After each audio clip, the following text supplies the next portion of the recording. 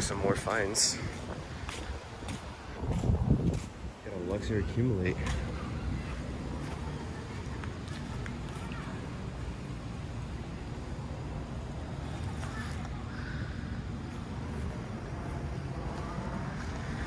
This one is a 2-ton from 2007. It was running. That's a nice unit.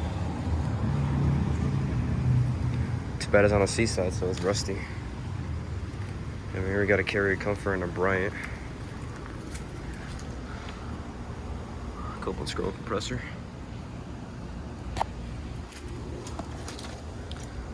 This is a 2021 2-ton.